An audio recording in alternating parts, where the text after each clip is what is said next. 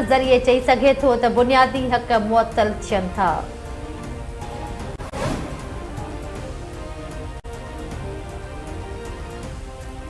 पंजाब जी वज़ीर आला मरियम नवाज़ चयो त उन्हनि माण्हुनि जी सोच ते हैरत थींदी आहे जेकी चवंदा आहिनि त रोड ठाहिण सां क़ौमूं तरक़ी नाहिनि कंदियूं। रोडनि खां सवाइ किथे बि तरक़ी नाहे थींदी। पाक पतन में तकरीब खे ख़िताब कंदे मरियम नवाज़ चयो त फूड एंड माउथ जी बीमारी रुगो जानवरनि में ई न इंसाननि में बि हूंदी आहे।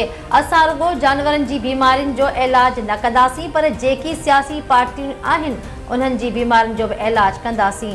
सभिनी खे ख़बर आहे नवाज़ शरीफ़ जेकी वाइदा कंदो आहे उहे पाड़ींदो आहे। संदसि धीउ बि समूरा वाइदा पाड़ींदी।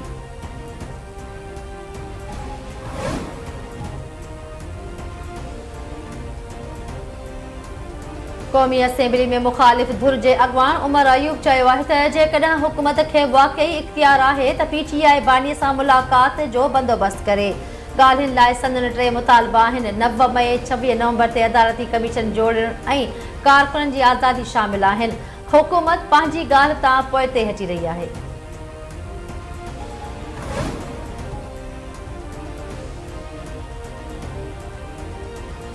पाकिस्तान हिक नए दौर लाइ तैयार आहे। मुल्की बदअमनी ऐं दहशतगर्दी जहिड़नि मसइलनि मां निकिरी रहियो आहे।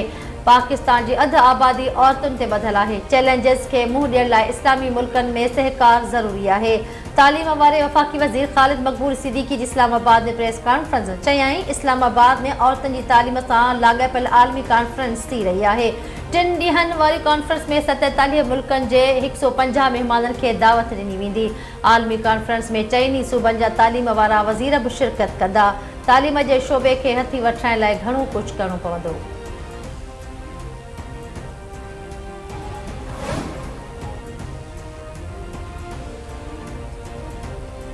कारोबारी माण्हुनि जा जेके बि मसइला आहिनि उन्हनि खे हल कंदासीं। सिंध हुकूमत वापारी बिरादरी जी तजवीज़ुनि खे संजीदगीअ सां वरितो आहे।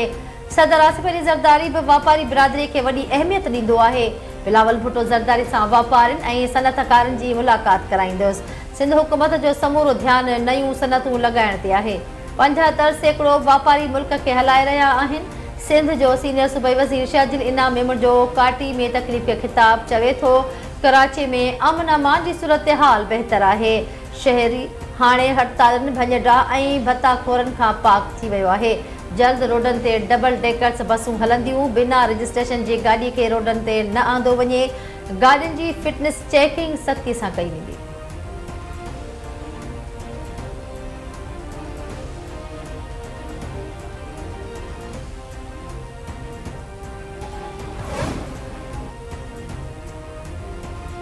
व्याज जी शरह मरहलेवार घटाई वेंदी। व्याज जी शरह में वाध समेत ॿिया मसइला हल कया आहिनि। महांगाई जी शरह 38 मां घटिजी 4.1% ते पहुती आहे। 2.5 सालनि दौरान गैर मुल्की कर्ज़नि में इज़ाफ़ो नाहे थियो।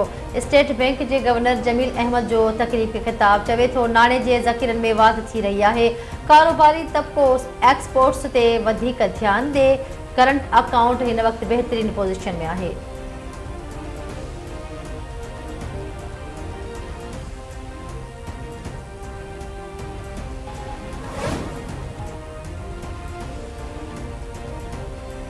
PTI मुल्क में नवां सूबा ठाहिण जो शोशो छॾे ॾिनो। KP जे वॾे वज़ीर अली अमीन गंडापुर चयो त पाकिस्तान ठहण खां पोइ सूबा नाहिनि ठाहिया विया। आबादी वधी वई आहे पर वधीक सूबा न पिया ठाहिया वञनि। इंतिज़ामी यूनिट्स वधाइण सां 90% मसइला हल थी वेंदा।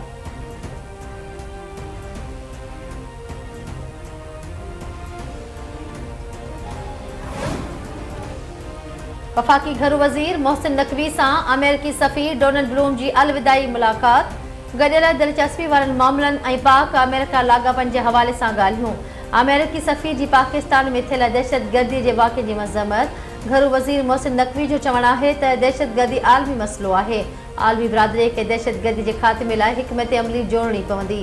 अमेरिकी सफ़ीर चयो त पाकिस्तान में मुक़ररीअ दौरान समूरनि इदारनि भरपूर सहकार कयो।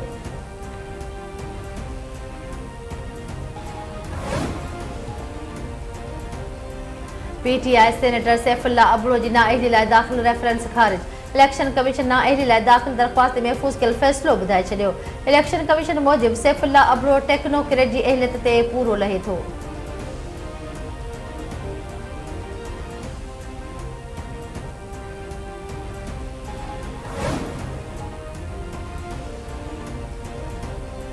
कराची में 6 नवा केनाल कढण खिलाफ़ सिंधु इंडस लायर्स फोरम जो एहतजाज कंदड़ वकीलनि जो चवण त सिंधु दरिया मां 6 नवा केनाल कंहिं बि सूरत क़बूल न कया वेंदा।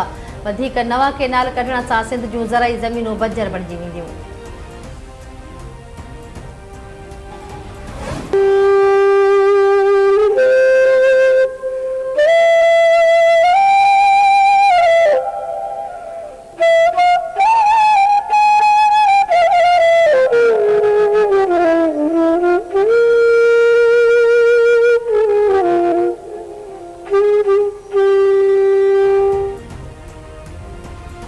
छठो भरिसां अफ़सोसनाक वाक़ियो दाबिच में 2 कारनि में टक्कर सबबि हिक कार खे बाहि विकोड़ी वई।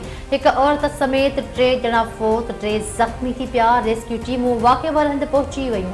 फोतनि जा लाश ऐं ज़ख़्मियुनि खे अस्पताल मुंतक़िल कयो वियो।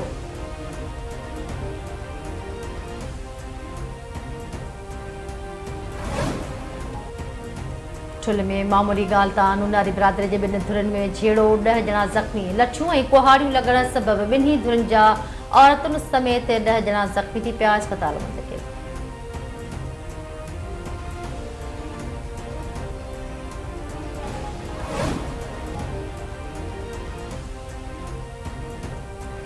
ऐं अगड़ा भरिसां हथियारबंदनि जी फायरिंग में पीउ क़त्ल, पुटु ज़ख़्मी। मेहरू वाहन में हथियारबंदनि गोलियूं हणी शफ़ी मोहम्मद खोड़ो खे क़त्ल करे छॾियो। फायरिंग में मक़तूल जो पुटु आबिद खोड़ो ज़ख़्मी थी पियो। वाक़िए बाद मक़तूल जो लाश ऐं ज़ख़्मी अस्पताल मुंतक़िल।